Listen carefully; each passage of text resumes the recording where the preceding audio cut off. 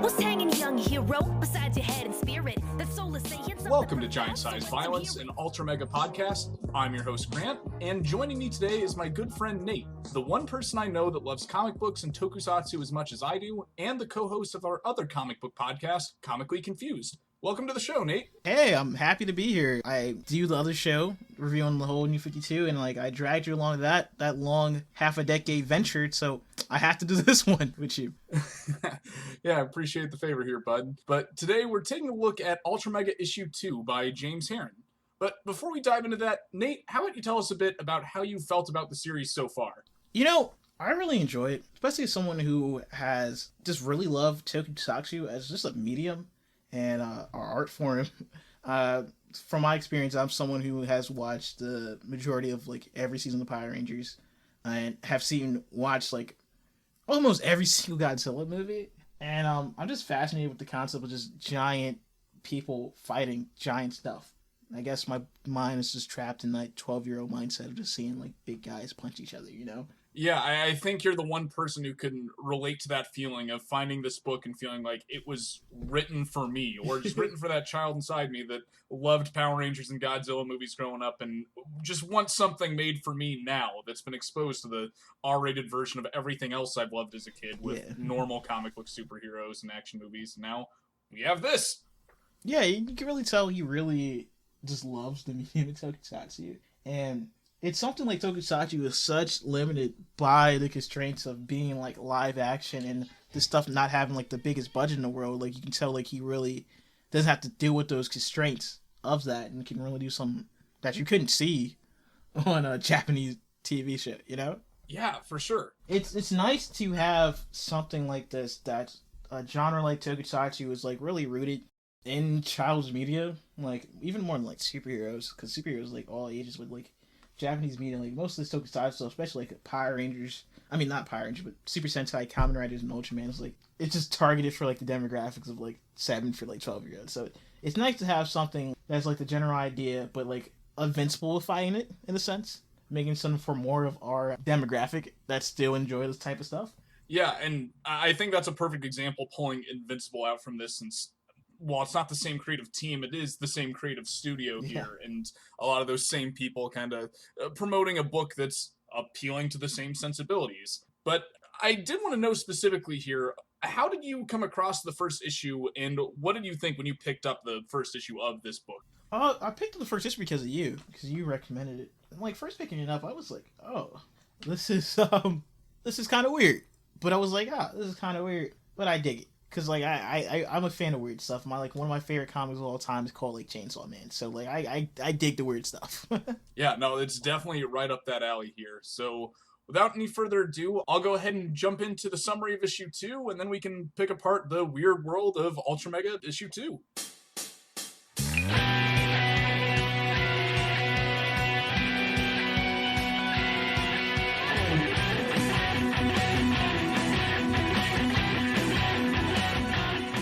The second issue of the series begins with a brief history of the UltraMega as a species, showing that their cosmic battle with the kaiju has been raging since the beginning of time.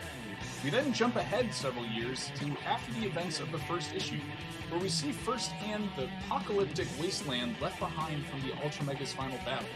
We're reintroduced to our main character, Noah, a teenager using masked drones wearing the symbol of the UltraMega to wage a one-man war against the human followers of the kaiju as the Masked Ultra. We get a glimpse of what life looks like for the humans living outside the walls of civilization, and their tentative coexistence with the adversarial human-sized kaiju and their human followers. When Noah comes face to face with the consequences of his actions, we see the remaining heroes in this world aren't what they seem, as he's immediately given over and taken captive to be forced to fight in the Kaiju Coliseum. Now, Nate, our first issue kind of gave us a prologue to the world of the rest of the series, so right off the bat, I'm wondering what you thought of issue 2 as far as an introduction to our main character in the world he lives in. I was kind of shocked the book went in this direction, just because this book tonally and just as this book as a whole just feels a lot different than issue 1.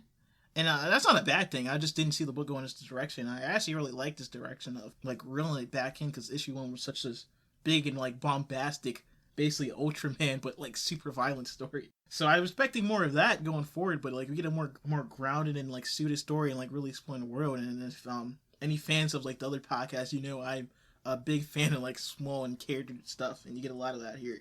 Yeah, I was definitely taken aback by that when I first picked up issue 2. I mean, the first issue, as you said, is just like one big Ultraman fight scene, very tense, and just kind of starts and never stops throughout the whole issue. Whereas this, I mean, there's certainly excitement and intensity to it, but it's really taking its time to introduce us to the characters and flesh everyone and everything out, show us this world, and I mean, it's not full of ground-shaking violence like the last one was. It seems like we're going to be doing a slow build-up before we get quite that big and intense again. Which I don't mind, because I feel like most good action stories need a little of the roller coaster effect that you can't just be like on top the whole time, you know? You gotta like have peaks and like falls and like rise back up. So I'm kind of happy the book took this direction to just have like a slow down and like a little calm and before we go build back up in the later issues, you know? Yeah, it's definitely going to make me root for the next person that's going to be taking the mantle of UltraMega, which, I mean, I think just going off the covers and after all the build-up in this and the previous issue, we can tell it's going to be Noah, but I like that it's taking its time to get there. Now, starting off with the top of the issue, I wanted to get your thoughts on the kind of Stan Lee, Jack Kirby-esque opening to the book, showing us the origins of the UltraMega and the kaiju they're facing. What did you think of this as far as like an introduction to the literal universe of this book? You know, it's pretty funny because I actually, after watching like a YouTube video on the series, not UltraMega, but Transformers, and like I actually did like started reading the Generation 1 comics, like the comics that came out at the same time was like the original toys in 1984, and I got like a lot of Transformer vibes from this. And, like the battle between like Galvatron, like the planet-sized Transformer, and like Primus, the life of like the basically god all Transformers, with this opening sequence. Really? So that kind of universal world building was present back in the 80s comics of Transformers? Oh yeah, that was like the big thing of like Galvatron being like pure evil and Primus being like pure good, and how the Transformer came from that. Huh. Yeah, I had no idea. I wasn't picking up Transformers vibes at all when I first read this, but now that you mention it, I can see some of that. And I mean, the fact that the UltraMega and the Kaiju both come out of some kind of cosmic cube, I mean, sort of reminiscent of the Allspark. So yeah, I certainly can see the similarities there. Yeah, you know, I'm not the biggest fan of good versus evil type, like playing good versus evil, but this book does it really well, being like they're not literally like they're byproducts of that, but they're not evil or like good, you know? Because they both see each other as like a virus, you know? Like they say like the UltraMega is like cancer. Yeah, like you can tell the narrator is trying to frame the story as like the UltraMega are the ultimate good guys and the Kaiju are just a disease, but I feel like the book itself is doing a good job illustrating that these two forces are two sides of the same coin. They're both kind of overcoming people, introducing others to their fight.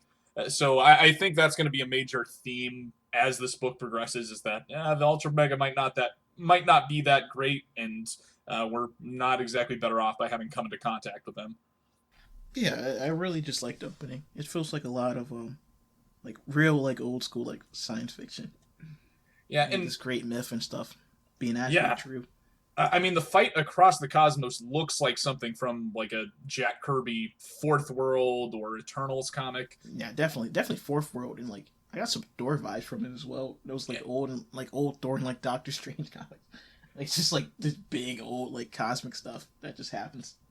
Yeah, and when I discussed the last issue, I talked a lot about how good its opening was at just condensed storytelling, and I feel like this is doing a pretty good job of the same exact thing. Like, each page tells you a lot about the origins of this conflict. Like, page 1 tells you it's existed since the beginning of time. Page 2 and 3 show you that they come from the exact same cube. And then page 5, in a single page, shows you that they've interacted with other races, and the conflict we see on Earth has existed for much more primitive alien species before us. So I just think that's amazing that once again they tell us so much about the world we're reading in just 5 pages without needing to dedicate a whole issue to that same amount of world building. Yeah, as someone who like or was like a novice comic writer and trying to get better and better. I can appreciate the value like I couldn't see beforehand, and like trying to compress so much information and make it feel natural. Like that is like a real feat of talent right there. Yeah, and I like how they do a good job introducing narrative shortcuts with that. Like, I compare that opening to something that Stan Lee would write because of the narration and how poetic they kind of describe the conflict. And then we see that it's the sentient eye that's going to merge with the UltraMega that's telling this story to no one in particular. But I like that it gives a reason for the narration that's otherwise absent in this series. Yeah, and it also gives a I know I keep referencing other stuff, but like Green Lantern, I don't like how Ultra Mega works like that. Cause like I'm a big Green Lantern fan, and I like the idea of that. Of like random people being like chosen and like getting picked to have these powers. Yeah, I mean, it dates back to so many Golden and Silver Age comic books, as well as the origins of Ultraman. Even like Ultraman as well. Yeah, that's where I was going. Now, speaking of classic tokusatsu character references, when we jump to the present, the first thing we see is Noah fighting as the Masked Ultra. I was kind of curious if you were picking up on this as a possible Kamen Rider homage as well. It's definitely because like that's the like it's part of his name is like probably a homage to like the Masked Rider, like the Saban the like Kamen Rider failed adaptation in America. Yeah, and I believe Kamen Rider just translates to Masked Rider, so it makes sense. Yeah. And I mean, so much of the fight is reminiscent of what we would see on like Saturday morning shows like Power Rangers and other tokusatsu, with him fighting these basic kind of faceless henchmen and them doing a terrible job fighting back. So I love that they just lean into that. He calls them out on their lack of fighting skills, and they just run away from the fight. It felt like watching the Power Rangers fight the putties. Yeah, it's like if Spider-Man fought like the putties. Yeah, what I also like, and my description for those who didn't read the book kind of makes this sound more grand than it actually is. But I love how small scale the fight is and how quickly we see this go south, and that this guy is not the John Wick of the apocalypse. Like, he's got some nice toys, but anyone that has good weapons and skills can take this kid out pretty easily. Yeah, he's basically fighting the Foot Clan from Ninja Turtles movie. He's just punching him like One Punch Man with the big fist. Now, in this fight, we get a lot of world building very quick once again. We're introduced to a recurring villain of the book, Gara, who's a human just wearing some kind of kaiju-looking mask. And we also see a little bit of Noah's backstory and his traumatic upbringing with this supposed mentor, Seth, giving up his life to save Noah as a child. Yeah, it was a good moment. I really, like, I'm just a fan of, like, slow moments like this, just trying to get to know the character and how his world and how he, like, his interaction with everyone. Like, it was really, like, fascinating to me that a book like this, I wasn't suspecting, like, such a bombastic book, Yeah, and just seeing that how this fight compares to what we saw in the last issue. I mean, it's one guy punching out teenagers, and we are getting some of the same like flashbacks and callbacks to previous events, but yeah, it's nowhere near to the same scale as what we've seen before. But one thing I did want to point out here for those who maybe aren't following the letters columns and everything else going with this book, but we just get a couple glimpses of this mentor of Noah's, Seth. We see that he's some kind of resistance fighter and that Noah looked up to him or kind of idolizes him, but we don't get much else beyond that. If anyone wants to see more, Skybound just put out a special issue, Skybound X #1, that dives a little more into Noah's childhood and Seth's mentorship and how he was inspired by the original UltraMega. So in case that flew off anyone's radar, I would very much recommend checking out Skybound X. There's also some really good stuff in there for Walking Dead fans, so check that out at your local comic shop. I haven't checked that out myself. I'm definitely going to check that out to this. And one last thing with this moment I wanted to point out. We're introduced to the villain of Gara, who I've mentioned in the previous episode how there's a lot of naming conventions drawing from the inspirations for this book and the characters. I believe Gara is actually a reference to a pretty major Ultraman monster, Garamon. If you've been reading Kyle Higgins' Ultraman series, you've seen this character as the mascot. And yeah, he's just this very early on monster that everyone kind of sees as a mascot of the franchise. And he even has kind of this mutated red prickly face that, I mean, Gara in this kind of winds up with the same thing. So It could just be a coincidence, but I think he's drawing from that intentionally. I think he's drawing from intentionally. I mean, UltraMega is definitely his love letter to Ultraman. Now, just speculation here, but toward the end of the fight, we hear Gar say something along the lines like, this kid isn't the masked Ultra. The masked Ultra is this huge hulking guy that's beating up people in the wasteland. This image of the big, muscly version of the masked Ultra, do you think that's a character we'll actually see someday, or do you think that's just kind of playing into the urban legend that Noah's built up around himself? I'm thinking the design seems so unique, so I feel like he might show up. And I'm hoping so too, because this design is definitely the Fist of the North Star guy. If anyone knows, this is old like anime called like Fist of the North Star, and he looks exactly like this. Yeah, like a karate it's Mad that Max character, Wasteland. Yeah, that's like deep anime pull there. Yeah, it's like everyone knows seen the clip of like this muscular dude from an anime fighting this dude and like said you're already dead, and like the dude just collapsed with blood. It's definitely like this character's inspired by that. You can't tell me otherwise. Yeah, no, I know anime was a big inspiration for this book, and that's a major classic one. So yeah, I didn't catch that reference, but I think you're absolutely right. Yeah, like if someone just posted like put these two like designs back next to each other, like it has the bandages and everything. I absolutely see it now. It's a good pull. Now, as far as our actual protagonist here, this book gives us a glimpse into what this character looks like in real life. Once we see what he's like outside of his VR-controlled masked Ultra robot. So, what do you think of Noah as a main character and what we see of him in this issue?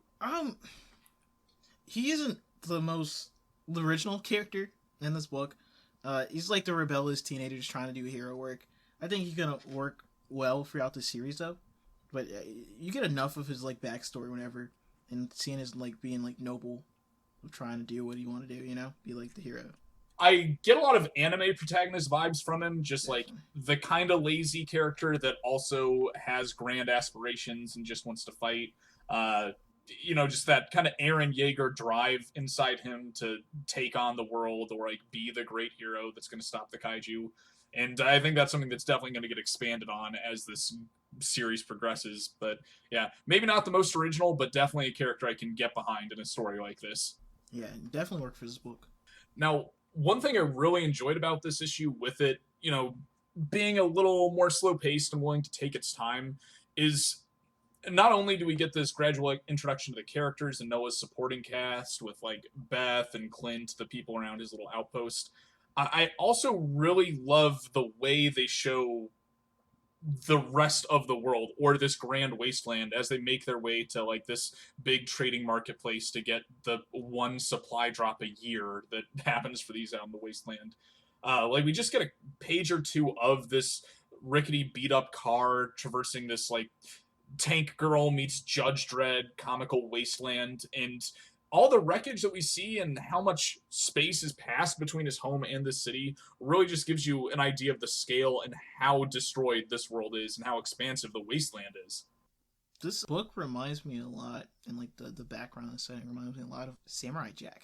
Yeah, before the show you had mentioned that this book reminds you of one of your favorite series, and that was going to be my guess. No, it's not Samurai Jack, and that reminds me of this book completely. It's this other show made by the same dude, Symbiotic Titan. It's another like giant mech show made by like the same guy who made Samurai Jack. Just because it's like giant people fighting each other in like a monster society, and it has this both this and like Samurai Jack and Symbiotic Titan UltraMega has this like nice monster design and like world where stuff is pretty like it's a contrast between like the good parts of the world and like the grimy and like monsteristic places, Right, yeah, we do see that deep contrast here. Like we get the wasteland and then immediately the jump to like the futuristic VR arcade that blows any kind of real life VR out of the water.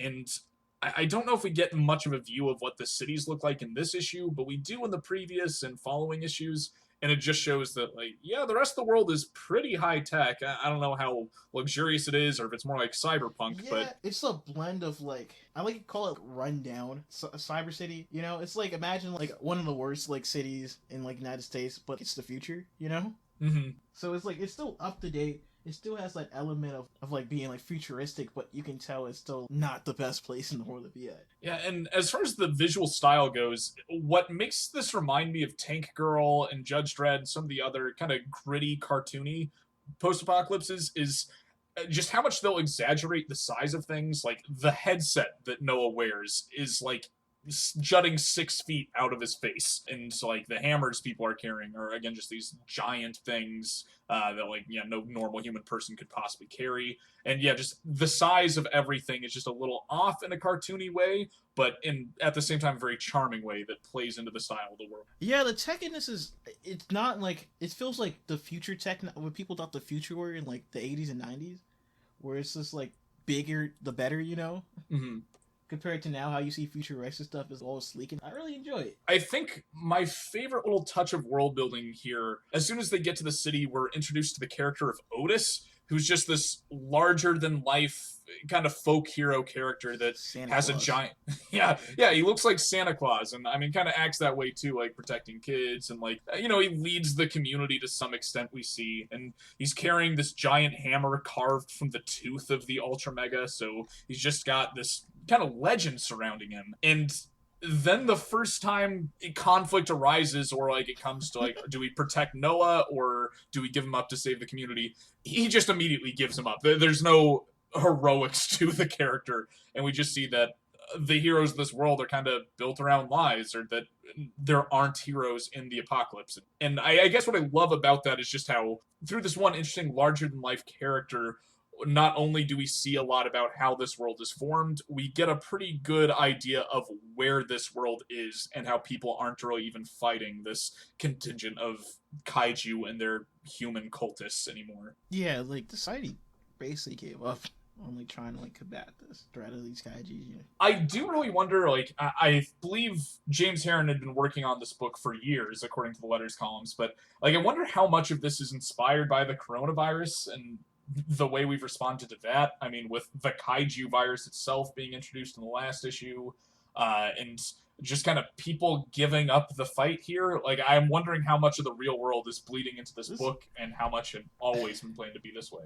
I don't think this book would hit the same for me if this book came out in like 2019. Because I like, you think it'd be like some hope and stuff left, but like after like this whole COVID thing, like yeah, I can see this happening. Yeah, it feels like a much more real apocalypse now. Just if coronavirus turned people into kaiju instead of jerks, just real world jerks. Like, yeah, I see this being the way the world takes form.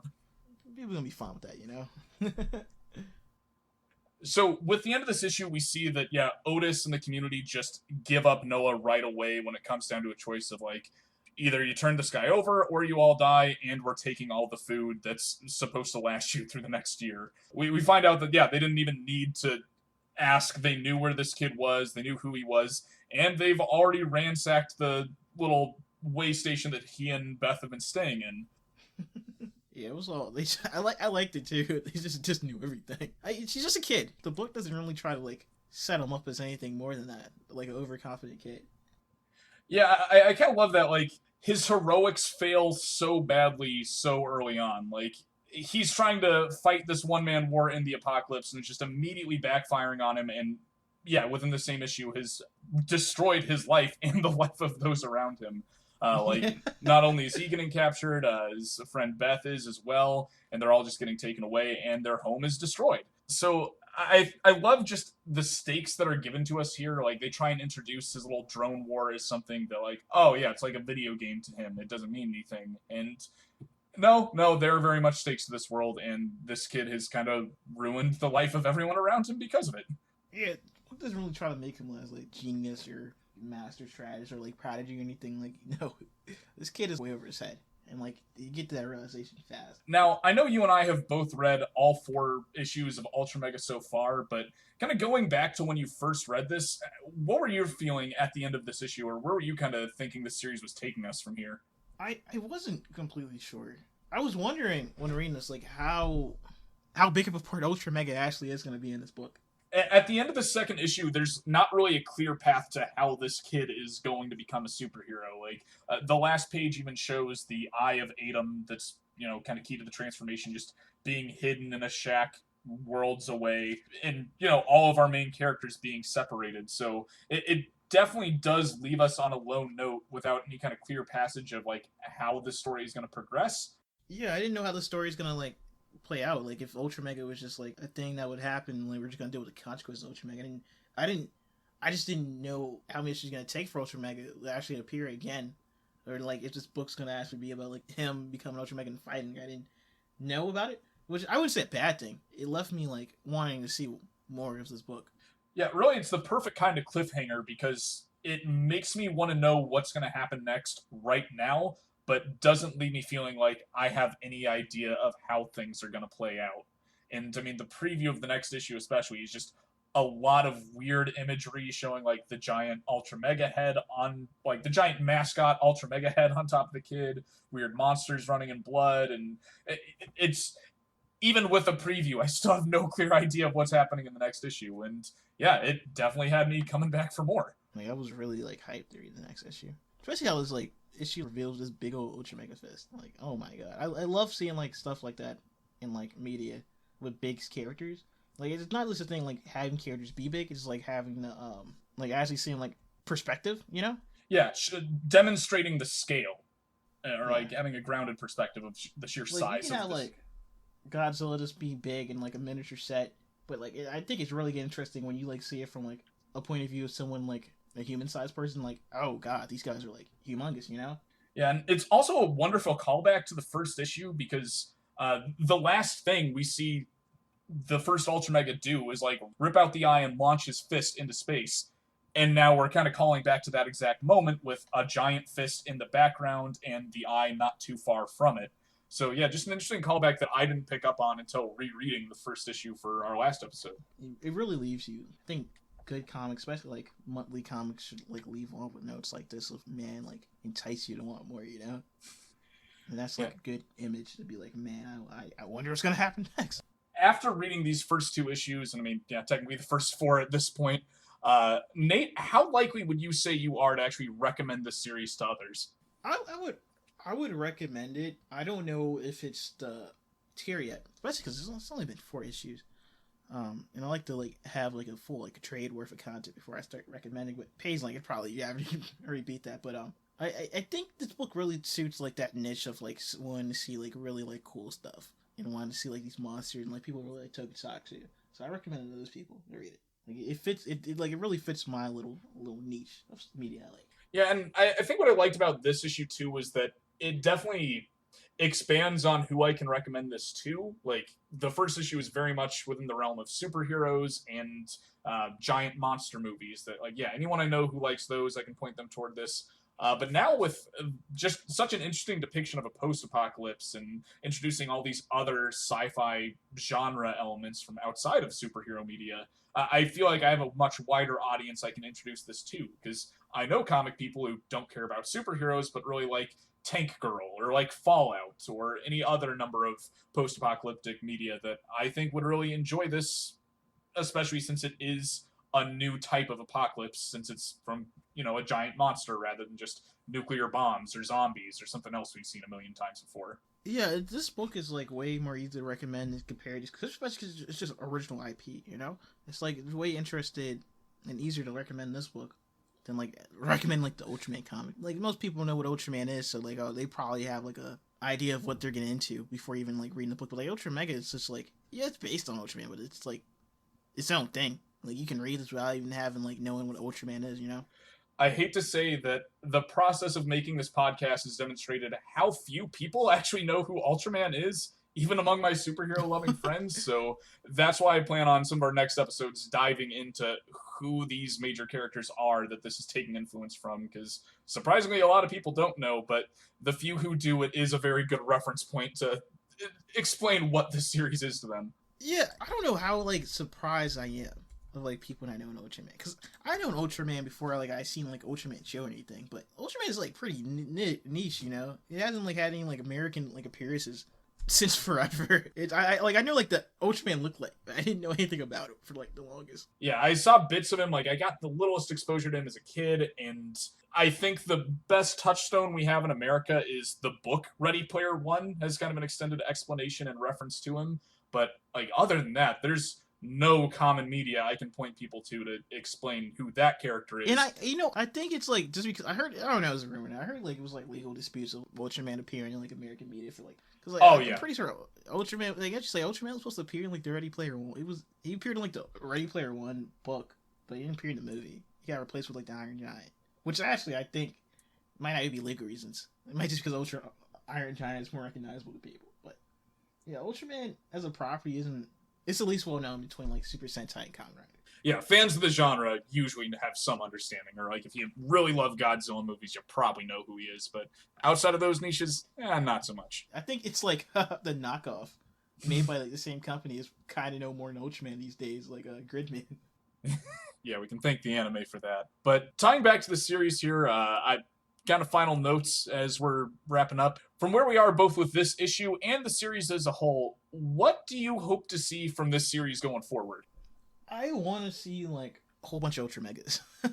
I want to see how like far he's knowledge on like Ultraman and how he makes different takes on Ultraman with these Ultramegas, even as someone who doesn't know Ultraman that well. Yeah, I've been doing a lot of research into the character of Ultraman for the sake of this podcast, as well as the genre as a whole, so I'm kind of in the same boat as far as wanting to see some of those wilder takes on the character being kind of mirrored in this book, as well as some of the other major characters, like that appearance of the like huge Fist of the North Star looking masked Ultra really makes me hope we see some more plays on other Tokusatsu characters. Yeah, I'm curious how far in Tokusatsu realm he's gonna go with this, and it's hard to tell even if reading like 4 issues because he's really sticking to like Kaiju theme and like Ultraman. So I'll see how far you get. I'm hoping this lasts like long as Invincible. Yeah, and no, honestly, that'd be a dream come true. I really hope this series gets the same kind of long run that Invincible and other major indie superhero books have gotten. Yeah, agreed. But that'll bring our episode to a close. I'd like to thank Nate for joining us. If you want to hear more of our back and forth, you can check out our other podcast, Comically Confused, where we're covering DC's New 52, as well as other major superhero books like Invincible and Chainsaw Man. We'd also like to give a special shout out to @RayDayParade on Instagram for designing our logo, and our editors at The Record Button. If you want to follow us on social media, we're on Facebook as Giant Size Violence and Twitter as @UltraMegaCast. We hope you join us again on our upcoming episodes where we'll be looking into the later issues of the series so far, as well as some of the movies and shows that this comic draws influence from. Until then, take care and remember to do your part in preventing the spread of the Kaiju virus. Freedom can't be seen by downcast eyes. So raise your gaze until your 10 feet tall and shake your fist to the sky. Refuse to higher, let them make you small, cause they love just to see you convinced you're just a brick in the wall. But you're not just a brick in the wall. La da da da da da.